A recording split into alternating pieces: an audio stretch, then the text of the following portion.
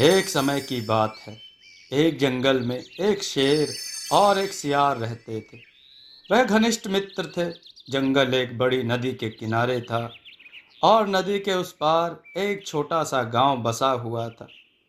गांव में एक चंदू नाम का किसान रहता था। वह बहुत ही अच्छे फल और सब्जियां बोया करता था। उसके खेत के फल बहुत मीठे होते थे। उसकी खेती की तारीफ पूरा गांव करता था। एक दिन शेर और शियार जंगल के फलों और फूलों को खाते खाते नदी के किनारे पर आ गए। शेर नदी को पार कर किसान के खेत में जा पहुंचा। वह उसके फूलों को खाकर प्रसन्न हो गया और वह बोला, अरे वाह, क्या मीठे फल और सब्जियां हैं।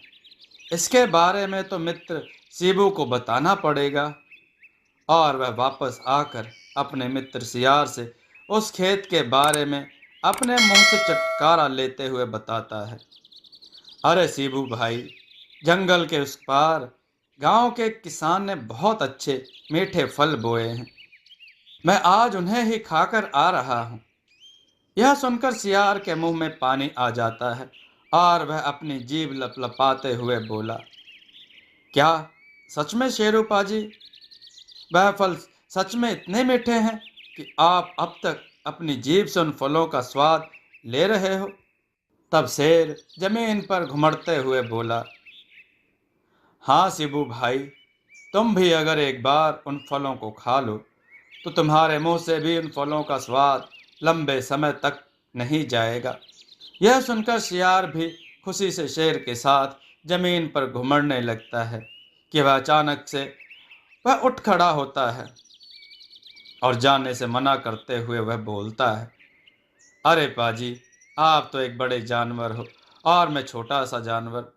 मैं इस नदी को पार नहीं कर पाऊंगा, तो आप ही लो उन फलों का मज़ा।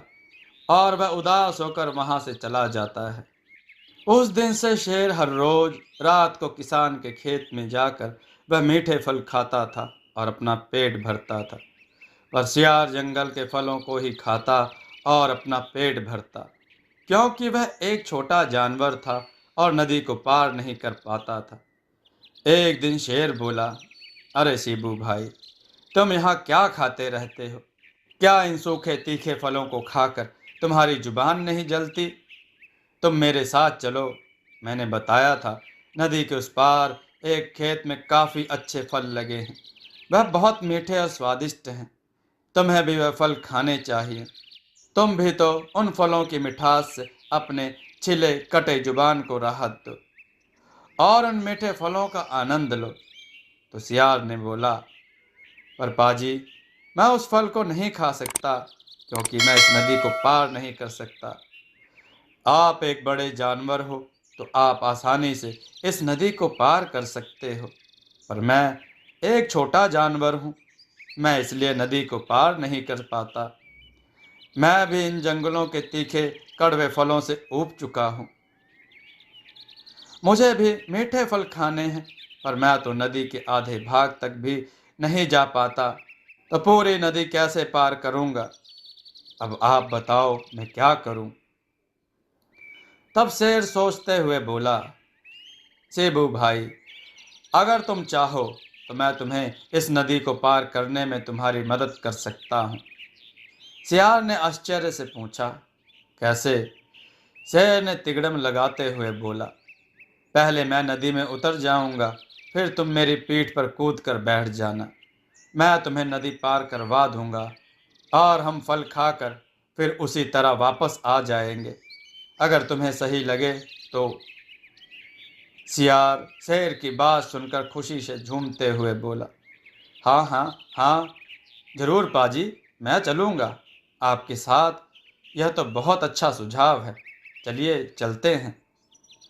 वह दोनों नदी के पास जाते हैं। शेर नदी में उतरता है और सियार कूद कर शेर की पीठ पर बैठ जाता है। शेर उसे तैरते हुए नदी पार करवा देता है और वह दोनों चंदू किसान के खेत में पहुंच जाते हैं।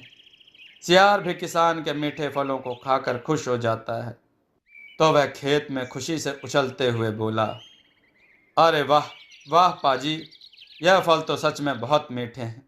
मेरा पेट तो भर गया पर मन नहीं। अब हम यहाँ ना रोज आएंगे। सियार को इतना खुश देखकर शेर सियार को चेतावनी देते हुए बोला, अरे शिबू भाई, थोड़ा धीरे। किसान यहीं पर नज़दीक के मचान पर सोया है। अगर किसान को पता चल गया तो हर रोज क्या, आज भी हमें खाने को नहीं मिलेगा। तब सियार अपनी खुशी पर ब्रेक लगाता है और वह दोनों भर पेट फल खाकर वापस जंगल की तरफ चल पड़ते हैं। वह दोनों नदी के किनारे पहुंचते हैं। फिर वापस से सियार को अपनी पीठ पर बैठाकर जंगल में वापस लाता है। वह दोनों ऐसा हर रोज करते हैं। वह किसान के खेत को बर्बाद कर देते हैं। किसान परेशान हो जाता है। वह अपना सीना पीटते हुए बोला, अब मैं क्या जुगाड़ लगाऊं कि मेरी फसल बर्बाद ना हो। फिर वह अपने खेत को बांस और रस्सियों से घेर देता है। पर शेर और सियार फिर भी खेत में जाना बंद नहीं करते। किसान बहुत परेशान हो जाता है और सोचते हुए गुस्से से बोला, आखिर यह कौन से जानवर हैं जो इन बड़े बांसों को लांग कर खेत के फलों को खा लेते हैं। बस एक बार वह मेरे हाथ लग जाएं, तब मैं उनको बताता हूँ। लाठी से मार मार कर उनकी टांगें ना तोड़ दूंगा, ताकि वह मेरे फल क्या और किसी के खेत के फसलों के खाने के लायक ना रहें। तब से वह खेत में ही मचान डालकर एक मोटे लठ के साथ सोने लगा। एक दिन की तरह शेर और सियार खेत में फलों को खा रहे होते हैं कि सियार का पेट छोटा होने की वजह से जल्दी भर जाया करता था। वह एक बड़ा तरबूज खाते ही उसका पेट भर जाता है और उसे डकार आने लगता है। पर शेर का पेट बड़ा होता है, उसका पेट एक तरबूज से नहीं भरता, तो उसे 2-3 तरबूज खाने पड़ते हैं। तो सियार शेर से बोलता है कि पाजी, मुझे डकार आ रही है। पर शेर अभी भी फल खा रहा होता है। वह सियार से बोलता है, नहीं नहीं शिबू भाई, अभी नहीं। देखो, किसान यहाँ पर ही सोया है। अगर जाग गया तो हमें बहुत मारेगा। थोड़ी देर रुक जाओ। बोलने के बाद वह फिर से तरबूज खाने लगा। पर सियार अपना पेट सहलाते हुए फिर बोला, पर पाजी, मुझे बहुत जोर से डकार आ रही है, मैं रुक नहीं सकता। शेर विनती करते हुए बोला, बस थोड़ी देर और भाई, मैं भी खा चुका हूँ।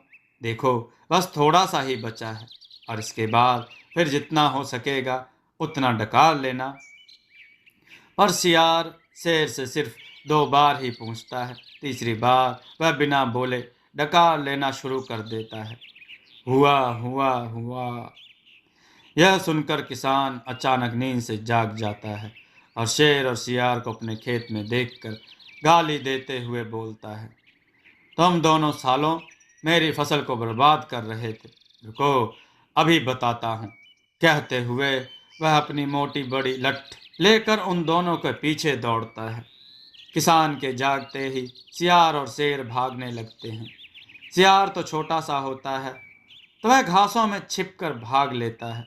पर शेर बड़ा होने के कारण छिप नहीं पाता और किसान शेर को एक मोटे बांस के हरे भरे लठ से ले लठ खूब मारते हुए नदी के किनारे छोड़ आता है और बोलता है, दोबारा यहाँ मत आना, आए तो टांगे तोड़ दूंगा और फिर कभी किसी खेत में खाने लायक नहीं रहोगे, गंदे जानवरों। यह बोल किसान वापस चला जाता है। सियार पहले ही पहुंचकर नदी पर शेर का इंतजार कर रहा होता है। शेर के आते ही सियार बोला, पाजी, आपको क्या ज्यादा मार पड़ी है? चलो चलो, जल्दी चलो, अब हम यहाँ नहीं आएंगे। शेर दर्द से कराह रहा होता है, पर वह चुपचाप नदी में उतरता है। सियार हमेशा की तरह उसके पीठ पर बैठ जाता है और वह दोनों नदी पार करने लगते हैं। शेर जैसे ही बीच नदी से थोड़ा आगे बढ़ता है कि उसे सियार को सबक सिखाने का सुझाव आता है और वह वहीं रुक जाता है।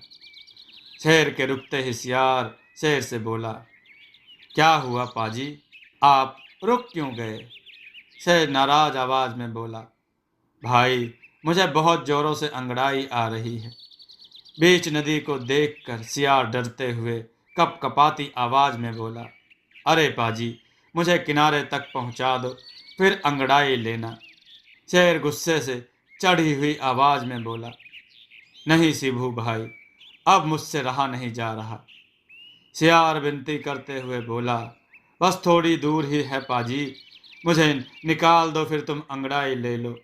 देखो हम किनारे के कितने पास हैं। पर शेर भी इस बार सियार से नहीं पूछता और पानी में ही इधर का उधर लौटने पोटने लगता है। सियार शेर के पीठ से नीचे सरक कर चला जाता है और पानी में बहने लगता है। शेर अंगड़ाई लेकर अपने गीले बालों को जोरों से हिलाते हुए पानी से बाहर निकलता है। सियार भी बड़ी मुश्किलों से अपनी जान बचाते हुए नदी से बाहर आता है और गुस्से से तमतमाते हुए शेर से बोलता है, पाजी, क्या आप थोड़ी देर और नहीं रुक सकते थे? हम किनारे के कितने नज़दीक थे। आप बस थोड़ा और तैरते तो मैं किनारे पे पहुंच जाता और मुझे इतनी परेशानी नहीं होती। पर आप नहीं रुके और मेरी जान जोखिम में डाल दी। तब शेर सियार से बोला, अगर तुम भी थोड़ी देर और रुक जाते और मेरे खाने के बाद डकार लेते तो मुझे भी इतनी मार नहीं पड़ती। मैंने भी तो बोला था ना कि बस थोड़ा ही बाकी है खाने को, पर तुमने बिना मेरे बारे में सोचे डकार लेना शुरू कर दिया और मुझे इतनी लाठियां खानी पड़ी। तो मैं तुम्हारे बारे में क्यों सोचूं? क्या बस मैं तुम्हारा मित्र हूं, तुम नहीं? यह बात सुन सियार को अपनी गलती का एहसास होता है और सियार अपना सिर झुकाए शेर से माफ़ी मांगते हुए बोलता है, मुझे माफ़ कर देना पाजी, मैं अब समझ गया कि दोस्ती दोनों तरफ से निभाई जाती है, एक तरफ से नहीं। हर मित्र को अपने मित्र की फिक्र करनी चाहिए।